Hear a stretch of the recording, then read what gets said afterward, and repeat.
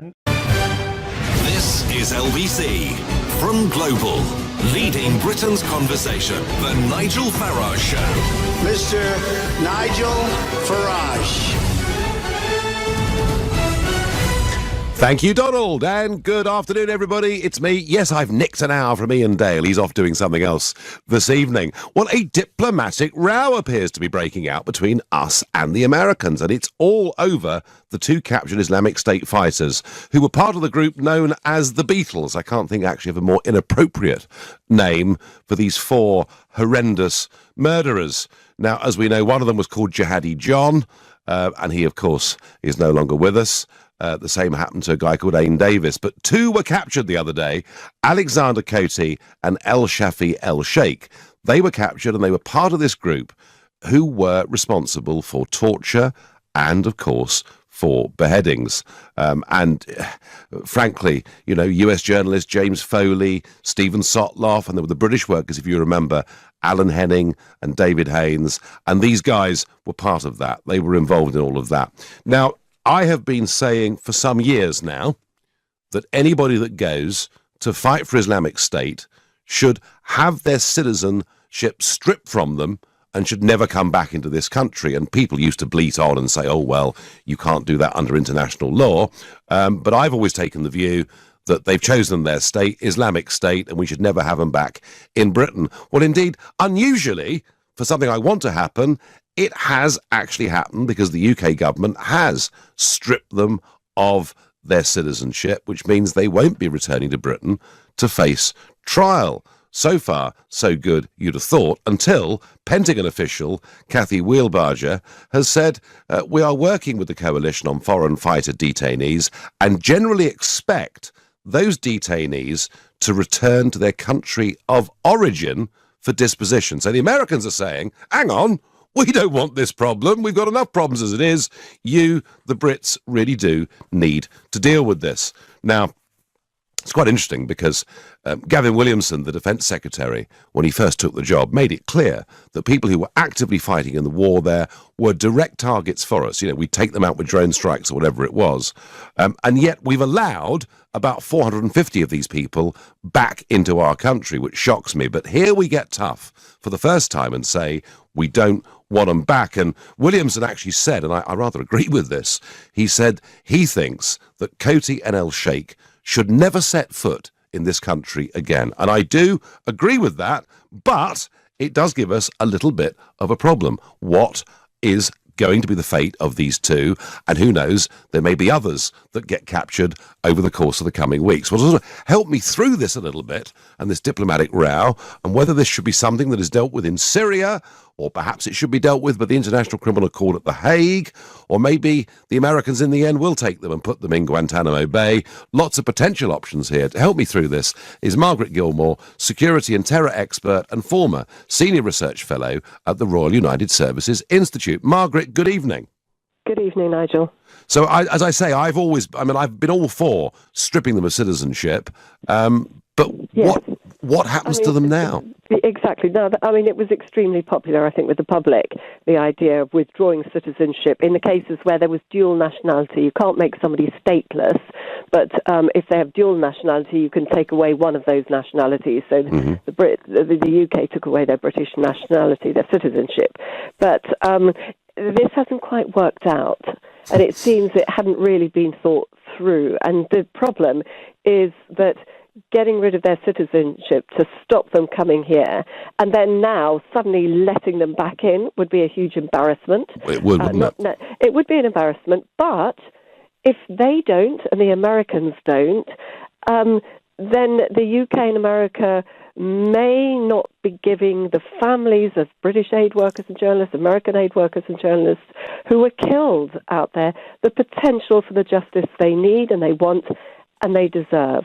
So I think it's a very difficult one. I think Guantanamo itself over in the States has definitely been ruled out because it sounds as if there may be enough evidence to at least bring the chance of a conviction, and therefore they would be, if they did go to America, be more likely to actually go through the courts. And I could see that would be quite a popular move over there because there were Americans killed. Yes. In my view, that's possibly the most likely scenario.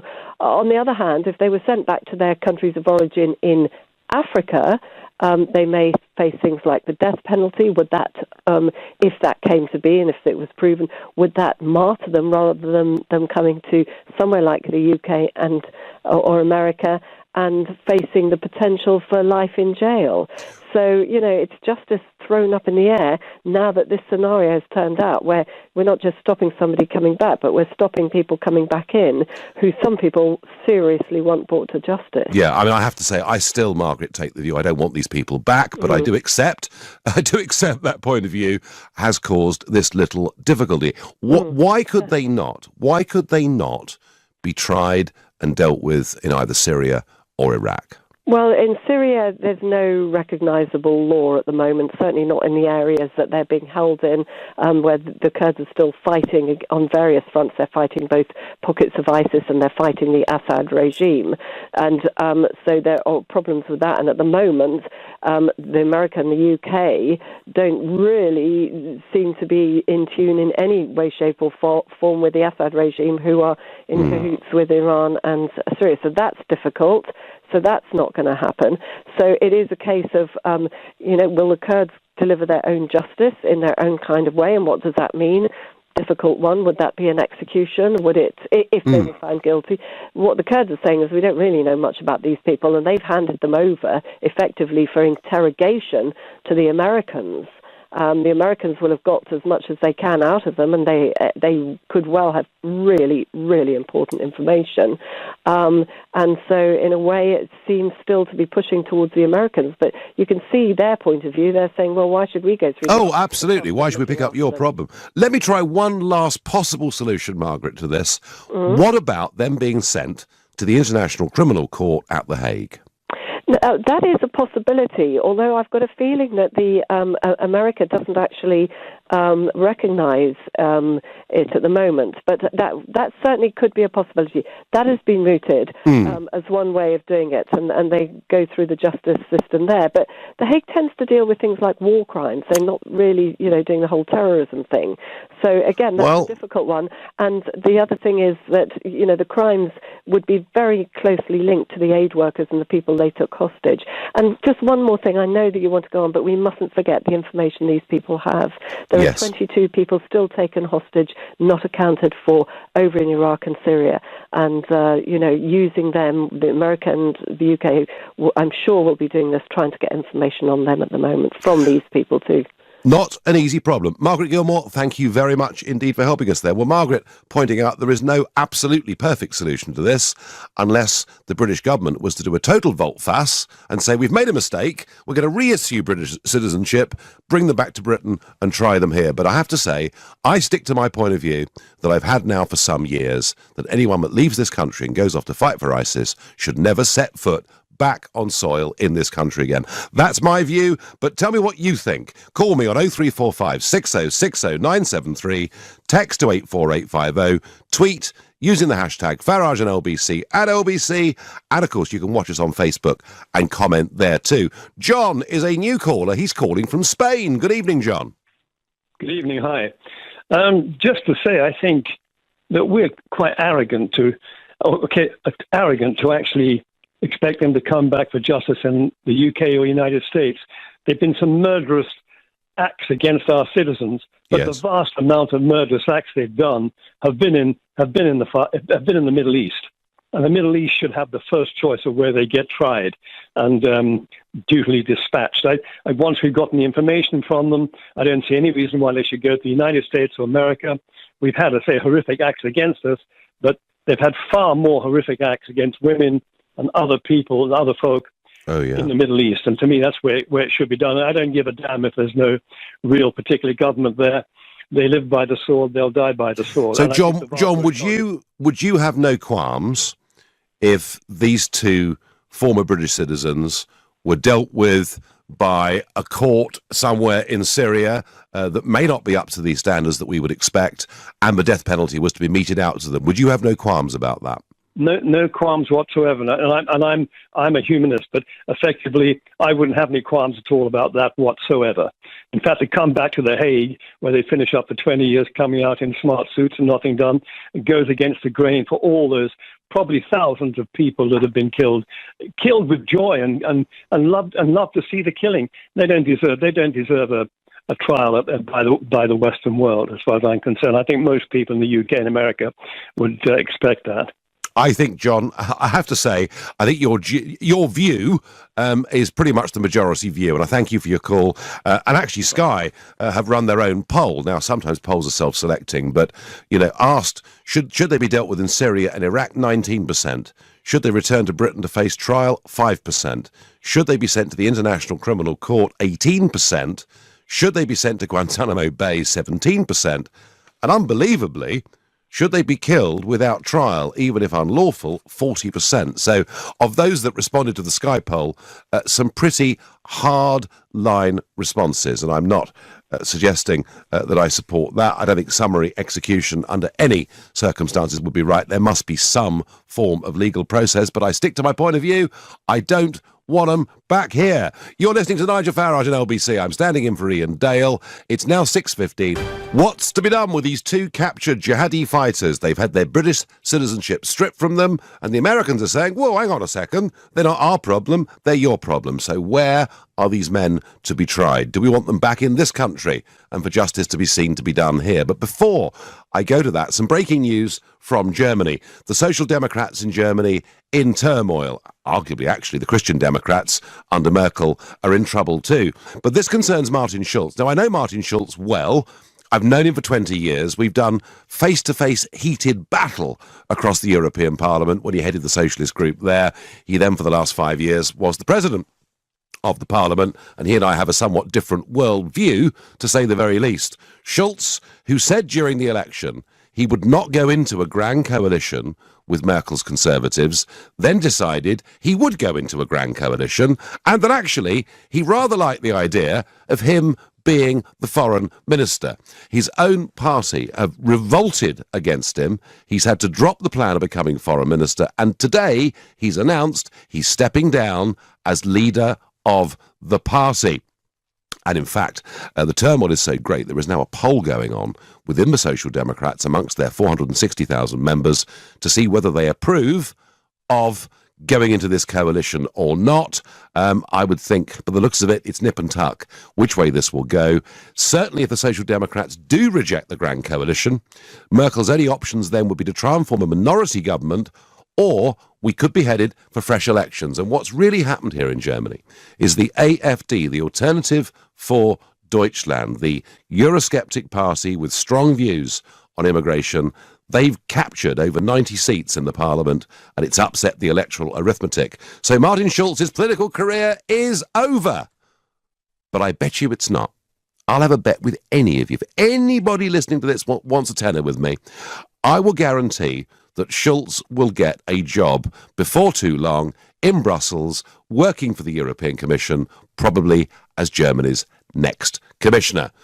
Perhaps that we can debate another day. But back to these two men, back to Alexander Coty and El Shafi El Sheikh. What should happen to them? I don't want them back in this country, and I've got, texts coming in saying, never allow them back in. They should face justice where they committed the crime. After all, they joined a terrorist group. Removing their UK citizenship was the right thing to do, says Philip in Whiteleaf. Send them to The Hague. The trouble is, they go to The Hague, it'll take many, many years for this to actually come to trial. And on Twitter, I get, if we must take them back, they must be tried for treason and executed. We don't have the death penalty in this country. We got rid of it back in the 1960s. And for those that are listening that think we should have the death penalty in this country, I don't believe we will ever go back in that direction. And it has been a huge generational change on this, and I do not believe young people in Britain would sanction it. However, these people should face justice for the barbarity that they've committed. The question is where. Gary is a new caller from Wolverhampton. Good evening, Gary. Hello, Nigel. So what would you do to him, Gary? Bring them back to this country and try them under our law. as they ought to. Right, so that would mean the government having to do quite a big volte-face, wouldn't they? They would have to actually say we've made a mistake. They would have to reissue British passports to them, citizenship to them. But you genuinely think the right place to have this trial is here? Yeah, definitely. Yeah, don't mess around. You don't want them going to Guantanamo and just being put there. And while they're there, that's a recruiting tool in itself, that is. Because, people aspire to go there, really, to be fair, to Guantanamo. And you don't want them going to The Hague because there's more expense, I believe. Now, listen, I'm ex-squaddy myself. I've got mates who served in the regiments who, when the Balkans was going on, was going around nicking the war criminals that are just coming through and getting justified, getting justice now. A long time, very much later. Expense. Yeah, I mean, your point, Gary, about expense, I can hear LBC listeners right now saying, hang on, Gary, you talk about expense. What about the expense of the trial in this country? And then if they're given life imprisonment, if they're found guilty, which, one should never prejudge a trial, but it looks quite likely, you've then got the cost of keeping these young men in prison for the rest of their lives. I don't think they spend... Now, what happens in the future, Nigel, is another thing. I mean, punishment, I mean, that's another debate. That's another debate, what can happen in the future. However, I think, bring them back to this country, and then their fate will be sealed. Get them into the justice system. It seems to me, really, it's a little bit sick, because some people don't really get dealt what they should get dealt, but when you get them into the justice system, they seem to sort of get like they just deserve it, if you know what I'm saying. All right, Gary, no, you're firmly of the view they should come back here. It will be very embarrassing for the government, but that's what Gary thinks. What does Anne think? A new caller from Brentford. Right, hello. Good evening. Hi, I'm going to simplify my argument and cut out any waffling. Right. The caller before this last caller, you had another caller, and I agree with him and with yourself about sending these people back to the country for whom they are fighting, even though they're born over here, because I feel to bring them back here or to send them to Guantanamo Bay is going to exacerbate this situation with terrorism anyway, because it gives them an axe to grind. Do you know what I mean? Yes, I do.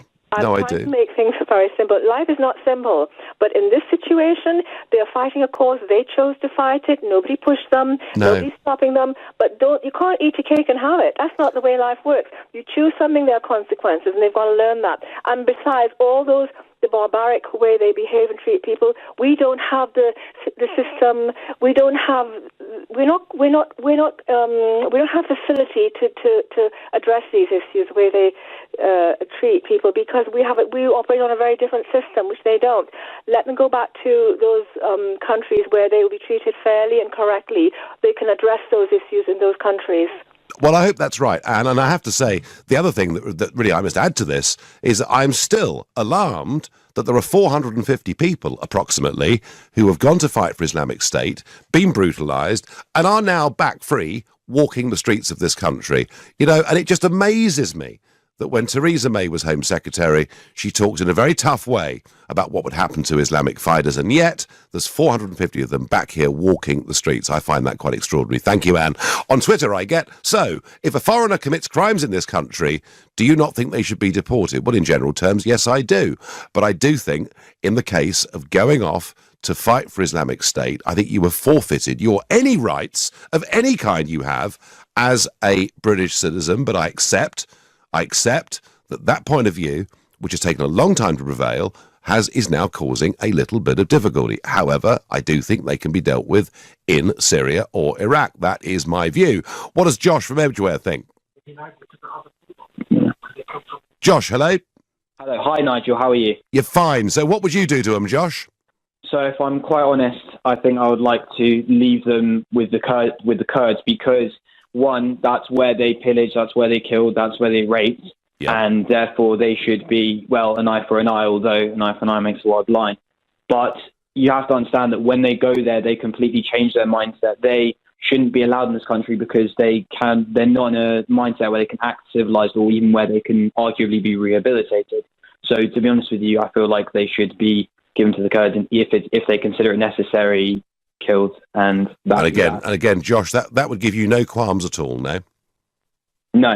If I'm quite honest, they forfeited any human rights. If I'm quite frank, when they pillaged, raped women, children during the No, Josh, you made that point of view very, very clear indeed. Peter on Facebook says, let them face justice where they are. We don't want them here. Don't care what happens to them. Sue says, drop them in the middle of the ocean. And I'm getting other messages in much stronger than that, actually. John says, the crimes are in Syria, so Syrian jurisdiction. It's slightly embarrassing that the UK government are trying to palm them off on the US, The Hague, Syria, or wherever else. It's as if they're scared to take any responsibility. Well, I think to whoever sent me that by Twitter, the fact is the British government has been hugely inconsistent on this. You know, we've been saying we'll kill them using drone strikes, but if the next day they come back to the UK, they're free to walk the streets. It's taken us only one person, up until now, over the last 4 years, only one person who we knew had fought for ISIS was denied the right to come back into this country. So we've been highly inconsistent, but I think in this case, we've actually got it right, even though it's led to this debate. Dan is a new caller from Kilburn. Good evening, Dan. Hi, Nigel. How are you, mate? I'm fine, Dan. What would you do to him? Big fan of yours. You're a national hero, mate. Trust me. Well, thank you, Dan. Some think that, others take a different view. But that aside, what should happen to these guys? These barbarous murderers? Well, I mean, I went to school with Jaddy John. Oh, did you? Right. Yes. Now, wow.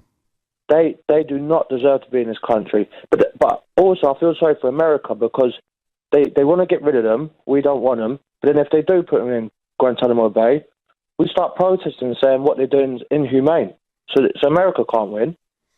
Do you know what I mean? They should not be sent back here to be put in prison.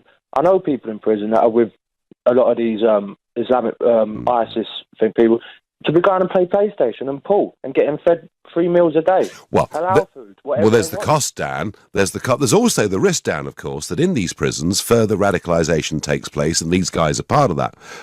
Dan, can I ask you? It's happening. No, I know it's happening. And it's very worrying. Can I ask you, Dan? So, I mean, how many years did you know Jihadi John for? Well, all through secondary school, so... Okay. For, what's that, 5-6 years? And did you get any indications through teenage years that this guy could go on to do these terrible things? None whatsoever. None quiet whatsoever. As a mouse. Really? Yeah, I mean, and not. I don't mean quiet as in like just a loner. He was all right, just a normal lad in school. And was he a normal bloke that played football and mixed normal and played football? Even sometimes at lunchtime, had an odd kind of drink. You know, like bunked off school. Yeah. Just normal lad stuff, smoking, doing things like listening to music. But as soon as they leave, they go to the mosque down near Edgware Road, Regent's Park, and they get brainwashed. And that's what happened. Plenty more. There's plenty more on our streets now. And Dan, were you with us? when you found out what had happened to him? What was your reaction? Well, me personally, and my mates that went to that school, we knew it was going to happen anyway. Because after school, we seen them change. As soon as they left school, they all grew their beards very long, started wearing the long dresses, walk around, wouldn't talk to us no more. So them on the streets handing out the leaflets for Sharia. Completely changed. As soon as they hit 16, 17, they changed. Dan, thank you for that testimony. Amazing to think that these people who've committed acts like Jihadi John did were normal teenagers at one point. That's what Dan says. He was at school with him. You're listening to The Nigel Farage Show. I'm standing in for Ian Dale. It's 6:31. Yes, this is Nigel Farage standing in for Ian Dale, and we are talking about Alexander Coty and El Shafi El Sheikh, the two British-born ISIS fighters that have been captured and from whom the British government have removed their UK citizenship. And I'm pleased about that. And I think we should have stripped everybody that went there, including the 450 that are back on our streets. But it does lead to a slight debate as to where they should go next. And the Americans saying, well, kind of, isn't it your problem, really? Why should it be ours? So should they be tried in Syria? Should they come back to this country to face trial? Should they go to the International Criminal Court in The Hague, or should the Americans take them and put them in Guantanamo? And even though I accept there's a debate on this, I have not backed off an inch from saying I do not want them back in this country. I wonder what Didar, a new caller from Wembley Park, thinks. Good evening. Hi, Nigel. Good evening. So I have 2 points on this, actually. My first thought would be that I think we need to understand that we are a westernized country and we have, our ethical and moral principles. And if we leave them there in Syria, they'll be very likely to get the death sentence, which I think should not happen. So if we will do that, we will abandon our ethics and morals and principles that we have. Dida, listen. Yeah? Can you just speak very clearly and keep still into the mouthpiece? I'm sort of getting good bits of the conversation and not so good bits. All right. Is it better like this? It's perfect. Yeah, perfect. So I was saying, I believe that in this country we have fought for, to have our morals and principles. We have these ethics that we would go against if we would leave the ISIS fighters in Syria. We would leave them there to die because it's very likely they will get the death sentence. Yep. And I think by leaving them there, we would go against our own principles. I understand what they did. They're horrific, terrible things. That it's just hard for us to imagine. But at the end of the day, I think we need to keep our principles and our ethics. At the same time, I'm also saying they went back there to die martyrs. And if we actually leave them there, they will die with their dream fulfilled, and they will get what they fought for. So I believe we need to take them back to this country, and this is the real punishment for them, not to die as martyrs in Syria, but actually have I understand. I understand the point you're making. Making a point about principle. Do you understand why the vast majority of us don't want any of these people ever to set foot back in Britain again? I completely understand. I think these people do not fit into our society, but that's why we have prisons for. That's why, because there are more of these people in this country, we need to make an example of them to frighten off the other UK citizens that do believe in ISIS and that do plan on going back, or they're involved in these terrorist groups. So it is our duty, because they have grown up here, and we are responsible as a country and as a government to take care of situations like this. I understand perfectly the logic of what you're saying. However, I think what these people have done is so exceptionally evil that I never want them to set foot back in this country, and I certainly don't want them going into our prisons, being a massive cost to the taxpayer, and perhaps in those prisons radicalising other people. And I may well, Dida, be saying something that doesn't go along with normal British traditions of liberty, but I think these people have broken the rules. Dida, I thank you. It's a passionate case there that we should do the right thing. We should bring them back to this country. I think these people have taken that argument way beyond that. On Twitter, I get the UK is responsible for these characters, and so we are the ones who should prosecute these monsters and hopefully lock them away for good. So strong feelings on both sides of this argument, though I'm minded to say I still think a majority of people don't want them coming back to the UK. Helen is a new caller from St Albans. Good evening, Helen. Oh, hi, Nigel. I've got a really good idea. It's quite simple. Basically, if they would like to live by Sharia law, fine, let them die by Sharia law. So basically what we can do, this new Crown Prince of Saudi, he's fighting against ISIS at the moment. Well, guess what? They can go there and be beheaded on a Sunday in the square in the afternoon with everyone to watch, and he can even do pay-per-view, because I will pay to watch that. Come on, Helen, would you really pay to watch that? Yes, I would. Absolutely, I would, yeah. But why would anyone even consider letting that vermin back in this country? It's ridiculous. And we all know if they come back here, there's a very good chance they'll be found not guilty. Helen, I don't want them back in this country. I didn't want the other 450. I think Theresa May, as Home Secretary, was hopeless on this, and I don't think anything really has changed until now. And suddenly things have changed. Their citizenship has been revoked, and about time too. So I feel with you on that. But Helen, I wouldn't pay-per-view to see people being executed. I mean, surely isn't that reducing ourselves? Isn't that, Helen, reducing ourselves to their level a bit? No, I think it's anger, and I think everyone has really had enough of this now. This country has gone so politically far left in every way. We know damn well if they come back to this country, some of the top barristers in the land will represent them. And guess what? Have we got any witnesses? Have we got any statements? We'll probably walk away and then receive them. We'll give them. I think in these cases, Helen, I think they're damned actually by their own social media output. But look, Helen, I want to put this to you one last time. It's people like ISIS that conduct public executions and put this stuff out on the internet. If we were to send them to a place where they were publicly beheaded and that was put on the internet, we have lowered ourselves to their level. Nigel, I think everyone is angry. Everyone is in the country, and now the time to actually do something about All it. right. Okay, I'm losing my line. I'm going to have to lose Helen because of that. Well, Helen feels very strongly about that, so strongly she would pay-per-view to see these people executed. Well, it's not my point of view, but I would guess she's probably not on her own in thinking that. Mustafa is a new caller from Wembley. Good evening, Mustafa. Hi, Nigel. Good evening. So what should happen? Well, I just wanted to give a perspective as a Muslim living in London and a British.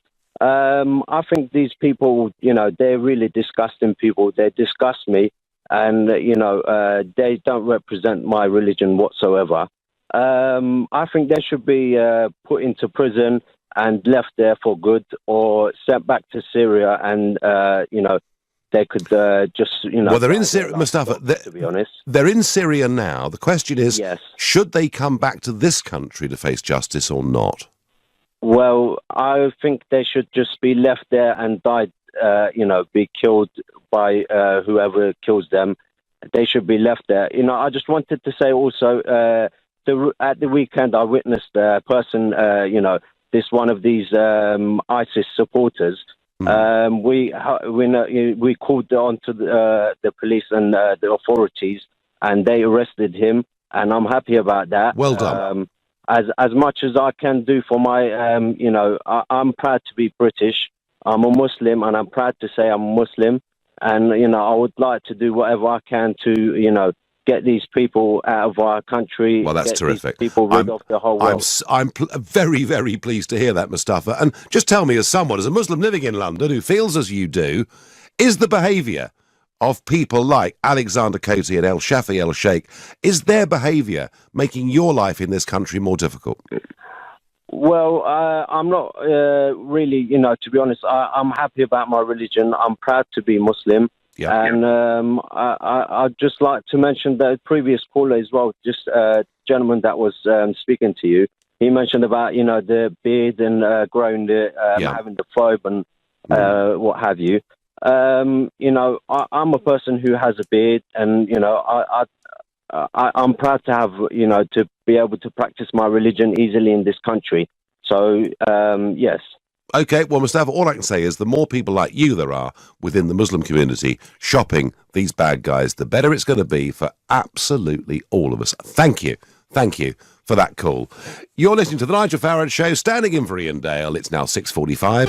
Where should these jihadi captured fighters be tried? Should they come back to this country and face justice here? Although the British government has rather taken the view that I've been pushing for years and has stripped them of citizenship. The Americans don't seem to particularly want them. They've got enough to deal with, I guess, themselves. So do they get tried somewhere in Syria?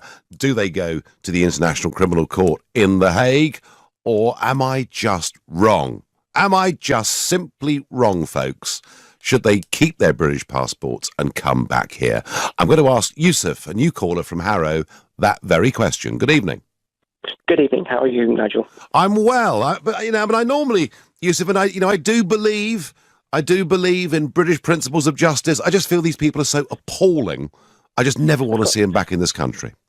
Of course. I just wanted to test your consistency. So I had the question, if you don't mind. Okay. So would you take the view that people who fight in foreign armies, such as the Israeli Defense Forces, the IDF, are you of the view that those people are allowed or should be allowed to come back to the UK? I wasn't aware that Israel was a declared enemy of ours that wanted to destroy our country, ruin our civilization, and that's exactly what ISIS want to do, Yusuf. They are our enemies, and these people have chosen to fight with our enemies. Okay, but if you're going to uphold international law, then a country taking part in illegal activities, i.e. the occupation of Palestinian territories, which is illegal under international law. Well, I tell you what, Yusuf, we can discuss Israel another evening, and equally we'll get very strong views on both sides of the argument. But the fact is, there is no comparison between a British citizen joining the Israeli army and a British citizen going to fight for ISIS. In my view, Yusuf, there is no comparison. Okay, but under British law, fighting under a foreign army is illegal. So I just wanted to know if you stand by what you just said, or if you would... And also, don't forget, sometimes people have dual citizenship, which, of course, makes that more complicated. And, of course, there are British citizens have been going out to fight against ISIS. Yusuf, do you think these guys should come back to this country and be tried here? To be honest, I have a mixed opinion. So I think I would side with you in a way and say that people shouldn't really be allowed to come back. But kind of by the same token, they were born here and they have a right. I mean, yes, I'm for the stripping of their citizenship, but because they were born here, maybe this government should give them do them justice and kind of try them and imprison them and take it from there. But I'll make a prediction that this government, having stripped citizenship, is not, in my opinion, about to reissue it, and I don't think they're coming back here for justice. Yusuf, I thank you for your call. Stuart says to me, they need to stand before the court of the land where they committed the crime. Well, that, of course, would be Syria, would it not? They have killed British, Americans, Syrians, Kurds. Let's all foot the bill to put them on trial. People would lose sleep if they just disappeared, says Darren. Well, yes, Darren, we could bring them back here and foot the bill. I suspect, though, I feel that is a minority view. If we bring them back here, it would cost a fortune. Lawyers who specialise in defending terrorists will make a fortune, and UK justice is far too soft to give them what they deserve. Let their captors deal with them, I get on Twitter. So, we don't deal with our own problems anymore. If a terrorist is born here or has a British passport, it's up to us to deal with it. I can imagine what you'd be saying if we were left to clear up terrorists for other countries. Okay, fine. But I think what these people have done is above and beyond anything we've frankly seen in modern times. I don't want any of them back here, not just these two, but the previous 450 who've been allowed to come back into this country and are out there now walking our streets. I think we've done what we've done here. Frankly, I think it's a little bit too little too late. That's my view. Alan is calling from Aberdeen. Good evening, Alan. Hiya, Nigel. Your last caller, for starters, is part of the problem. Okay. Firstly, I've spoken to ISIS prisoners, and they've all said that Western ISIS, people from here, are more ideologically driven. Mm-hmm. Now, they went across there, they've committed their crimes against humanity across there. Yep. They've mass murdered, mass raped, mass whatever. They have to stand trial across there because they committed their crimes across there. But not only that, it also takes away any recruitment and propaganda that they'd use with them being put on trial here or America or whatever, because then they're going to use it as a recruitment tool and say, look, no justice, look at what they're doing. Then they sit prettily, happily in our prisons, recruiting people and seen as heroes by certain parts of, certain people within our own country. So we're but by them being put on trial, and they'll be hung across there, no doubt about it. Yeah. By them being put on trial, it's given the local people, as well as the world, justice, because they will be hung. No two ways about it. But it's important that it's done in their own, but in them countries, because then they can't take it away. All right, Alan, that's fine. I was fascinated by your first couple of comments, where you said you've spoken to ISIS prisoners. Do I assume from that you work within the prison service? I was a member of the Peshmerga fighting against ISIS. Oh, I see. Right. Fine. Okay. And, but some would say that you went off and fought for a foreign power, Alan. No, I fought alongside the Kurdish Peshmerga against an organisation that we've not seen since the Nazis. Our own government sitting allowing them back into the UK as if ISIS have been away on a package holiday. Yeah, well, there's 450 of them, Alan. There's 450 of them back on our streets. Do you think, Alan, belatedly, the British government has done the right thing in stripping citizenship from these two? Yes. Yep, so do I. Alan, I thank you.